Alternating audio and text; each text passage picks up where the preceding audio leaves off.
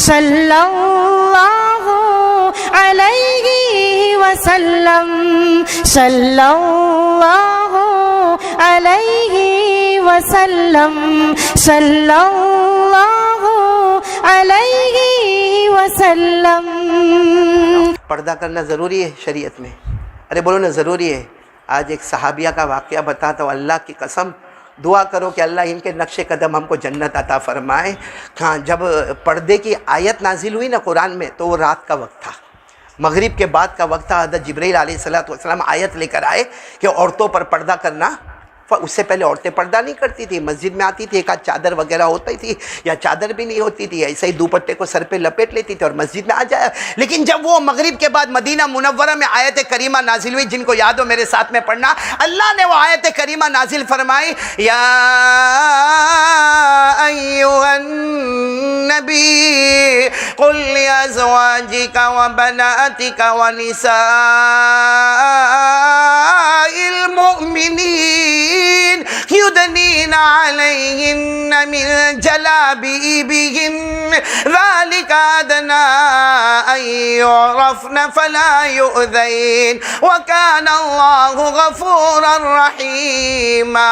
مغرب کے بعد یہ آیت کریمہ نازل ہوتی اور اللہ بھی کیسے شان سے نازل کرتا، اے نبی پہلے اپنی بیویوں کو کہو کہ پردہ کرے، اپنی بیٹیوں کو کہو کہ پردہ کرے۔ حالانکہ ہمارے نبی سے بیویوں سے بڑھ کر کوئی پاک دامن عورت دنیا میں نہیں ہو سکتی، ہماری ماں ہے، اور ہمارے نبی کی بیٹیوں سے بڑھ کر کوئی نہیں ہوگا، کیونکہ اللہ نے فرمایا ہمارے نبی کی بیویاں، اللہ تبارک و تعالیٰ نے فرمایا انما یرید اللہ لیذھب عنکم الرجس اہل البیت ویطہرکم تطہیرا۔ اللہ فرماتے نبی کے گھرانے کو تو میں نے مقدس بنایا، میں نے پاک بنایا، لیکن مغرب کے بعد وہ آیت کریمہ نازل ہوتی ہے، ہمارے نبی اپنی ازواج مطہرات، اپنی بنات طاہرات کو جمع کرتے اور کہتے ساری مسلمان عورتوں کو یہ پیغام پہنچا دو کہ اب پردہ فرض ہو گیا، چہرہ چھپانا فرض ہو گیا۔ اب معاملہ یہ ہوا کہ ایک عورت جو بیچاری کہیں دور سے آتی تھی مسجد میں، اس کو پتہ ہی نہیں کہ پردہ فرض ہو گیا۔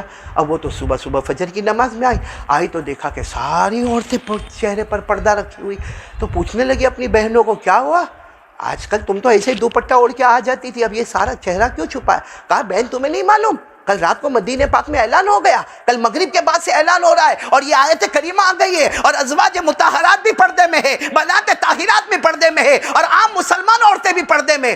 وہ عورت اپنے ساتھ ایک چھوٹا بچہ لے کر آئی تھی، چھوٹے بچے کو کہتی جا اپنے گھر سے بڑی چادر لے کر آ جا، اب میں نہیں جاؤں گی۔ اب وہ چھوٹا بچہ بیچارہ چھوٹا بچہ، اور وہ زمانے میں ٹیوب لائٹ نہیں تھی، وہ بیچارہ زمین پہ گرا، اب اس کو ہاتھ میں پاؤں میں کہیں چوٹ لگی، لیکن ماں نے کہا تھا وہ چادر لے کر آئی، اس عورت نے وہ چادر کو لے کر اپنے پورے چہرے پر اچھے طریقے سے لپیٹ لیا، اور اس کے بعد میں جو نماز پڑھنی تھی نماز پڑھ لی۔ اس کے بعد جب گھر گئی تو بچہ بھی زخمی تھا اور شوہر بڑا ناراض تھا۔ شوہر نے کہا ارے ایک آدھ نماز بغیر پردے کے پڑھ لیتی تو کیا ہوتا، ہم کو تو معلوم ہی نہیں تھا کہ پردے کا حکم نازل ہوا، ہم دور رہتے مدینے میں، ہم کو نہیں معلوم تھا، ہم قصوروار نہیں تھے، اگر ایک آدھ نماز بغیر پردے کے پڑھ لیتی تو نے چھوٹے بچے کو گھر بھیجا، اس کے پاؤں میں چوٹ لگی، اسے زخم آ گیا، اس عورت نے جواب دیا میرے بچے کی زخم جو لگا ہے وہ مجھے گوارا ہے، لیکن میرے نبی کا قانون ٹوٹے یہ مجھے گوارا نہیں۔ کہا اگر یہ بچہ نہ ہوتا نا میں اپنی وہاں جان دے دیتی، مگر جب تک چہرے پر پردہ نہ آتا، چادر نہ آتی، میں وہاں سے ایک قدم بھی آگے نہ بڑھاتی۔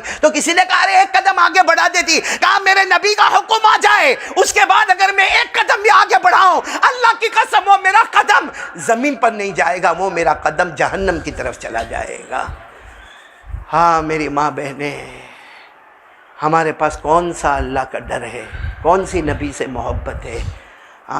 سچ میں کہتا ہوں اللہ کی قسم، ہماری ماں بہنیں اور ہماری جوان بیٹیاں صرف موبائل زینا کرنا، زینا ہو رہا ہے۔ یعنی پہلے زمانے میں قسم کھا کر کہتا ہوں کہ ہمارے مرد موبائل میں جو چیز دیکھتے تھے تو فوراً کہتے رہے بند کر اتنا گندا دیکھنے کا۔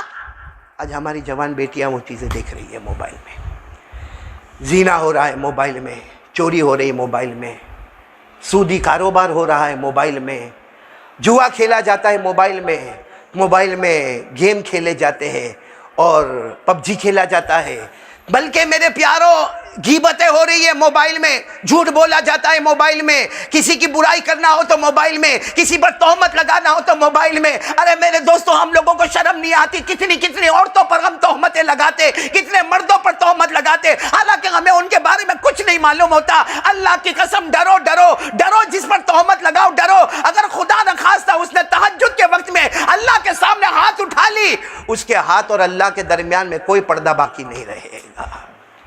کتنے گھروں میں آج طلاق ہوئی، میری ماں بہنیں بیٹیاں جانتی ہے، کتنے گھروں میں جو طلاق ہوئی اس کی وجہ بھی موبائل ہے۔ موبائل کی وجہ سے طلاق ہو گئی ہمارے گھر میں ہے۔ اللہ ہم سب کی حفاظت فرمائے، ہم سب کی۔ تو خیر میں یہ کہہ رہا تھا کہ سب سے پہلا کام تو ہم کو اللہ سے ڈرنا۔ بتاؤ کون کون تیار؟ بھائی سب ڈریں گے انشاءاللہ، اللہ سے ڈریں گے۔ اور دوسرا کام یہ گناہوں سے بچنا، پردہ کرنا ضروری ہے۔ بولو پردہ کرنا۔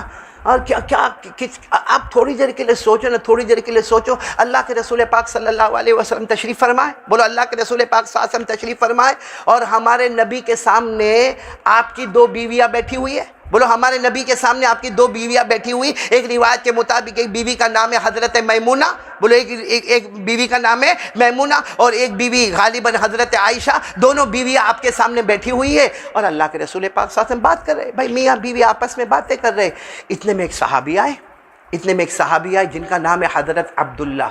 بولو پورا نام ہے حضرت عبداللہ ابن ام مکتوم۔ وہ صحابی آئے، وہ جیسے صحابی آئے، اللہ کے رسول، اچھا جو صحابی آ رہے ہیں وہ نابینا ہے، بلائنڈ ہے، یعنی ان کو کچھ نظر نہیں آتا۔ وہ دھیرے دھیرے لکڑی کا سہارا لے کے لکڑی بجاتے بجاتے آ رہے ہیں۔ اللہ کے رسول پاک صلی اللہ علیہ وسلم اپنی دونوں بیویوں کو کہتے ہیں احتجبا منہ، پردہ کرو پردہ کرو پردہ کرو، جلدی پردے میں جاؤ۔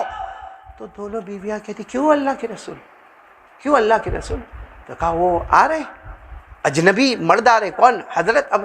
تو یہ دونوں کہتے ہیں الیس هو اعمی، اللہ کے رسول وہ تو نابینا ہے، وہ آئیں گے ان کو ہم نظر بھی نہیں آئیں گے کہ ہم کون بیٹھی ہے، ان کو پتہ بھی نہیں چلے گا کہ کون بیٹھی ہے۔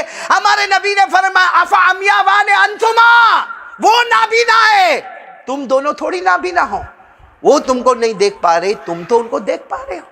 حالانکہ ازواج مطہرات، یہ کہہ کر ہمارے نبی نے امت کی عورتوں کو یہ سبق سکھایا، لیکن ہمارے ہاں تو جو فیشن ہے، اللہ اکبر اللہ اکبر۔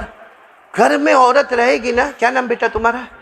فرید بھائی، صحیح میں کہہ رہا ہوں، آپ سب لوگ میری گواہی دو گے، گھر میں عورت رہے گی تو میلا میلا وہ اس کا وہ کپڑا ہوگا، اور کبھی ادھر جا رہی کبھی ادھر کھانا پکا رہی ہے۔ شوہر آیا تو شوہر بھی آیا تو دیکھا تو پورے گھر میں بدبو پھیلی ہوئی، بیوی کو دیکھا تو بیوی کے کپڑے بھی اڑان توڑان جا رہے، اور یہی عورت کو بولو کل شادی میں جانا ہے، لپسٹک کتنی مہنگی ہو، اور پھر اس کے بعد میں کریم چوپڑنے کا، پھر اس کے بعد میں بالوں کو بنانے کا، بوٹیک میں جانے کا، ہزاروں اپنے آپ کو تیار کرنے کا۔ حالانکہ اس کو کہو کہ وہاں تیرا شوہر تجھے نہیں دیکھے گا، تیرا شوہر تو ایک کنارے میں کھڑا ہو کے بیچارہ خدمت کرتا ہوگا، لیکن جو بیوی اپنے شوہر کے لیے گھر میں خوبصورت بننا فرض تھا اس کو چھوڑ دیا، اور غیروں کو اپنی خوبصورتی بتانے کے لیے تیار ہونے والی بنی۔ جبکہ ہمارے نبی فرماتے کوئی عورت تیار ہو اور اس لیے تیار ہو کہ ساری دنیا اسے دیکھے، اگر وہ پرفیوم لگائے اس لیے لگائے کہ ساری دنیا اسے سونگے، ہمارے نبی فرماتے اس سے بڑھ کر زنا کرنے والی عورت کوئی نہیں ہوگی۔ اگر آج ہم کسی کو رنڈی بولے، کسی کو ویشیا بولے، ہماری زبان پر اچھا سوٹ نہیں ہوتا، لیکن دیکھنے جاؤ تو ترجمہ وہی آ کر رک جاتا ہے۔ اللہ میری اور آپ کی حفاظت فرمائے۔ تو خیر سب سے بڑی چیز ہے اللہ کا ڈر۔ پھر ایک مرتبہ بولو بھائی، سب سے بڑی چیز ہے اللہ کا ڈر۔